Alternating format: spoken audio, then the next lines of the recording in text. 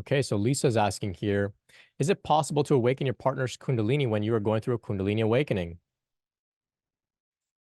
Yes, so Kundalini, once awakened, it has a certain degree of contagiousness.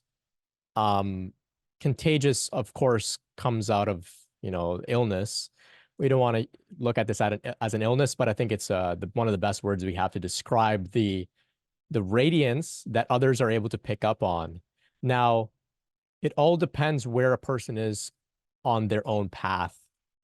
So if you have a very powerful Kundalini awakening yourself as a result of very deep, dedicated spiritual work that you've been doing in this lifetime and prior lifetimes, you may have a very powerful rising and may make leaps and bounds on your journey very quickly.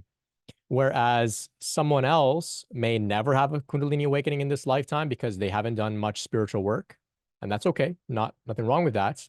Some other people may have a sort of milder awakening, which is suitable for the amount of work that they've done up until this point in their life. And so it varies greatly depending on what people bring to the table. And so we can look to the gurus who offer what's called Shakti pot, which is like an active offering of the transmission of Shakti. It's the power, the grace of Kundalini Shakti energy being, given to another person intentionally to awaken their Kundalini. So Shakti pot is a real known thing. Now, some of these gurus will have it where they, consciously offer it to people. It's called the Shakti pot event. Maybe you sign up or whatever it is. It's very obvious.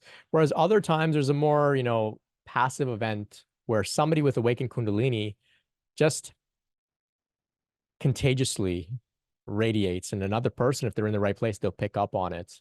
Now, how they pick up on it and what they do with it, it's out of the hands even of the guru.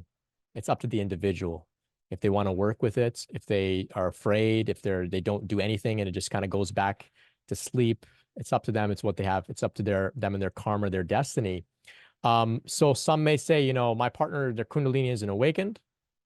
I wish it was. They would understand me. They would grow. They would develop. They would heal. They would stop giving me so many problems. How can I awaken it in them? It's not like that. We can't think like that. I understand. But ultimately, it comes down to, if it's part of their destiny, they'll have the experiences that they need to have. And if it's not, they simply won't. I've heard of some people, the other day I was speaking with a woman. She said that she was having a really powerful Kundalini awakening experience in bed next to her husband. If I'm not mistaken, she touched her husband on the back, not to intentionally do anything, just kind of touched him. And he has this huge jolt of energy.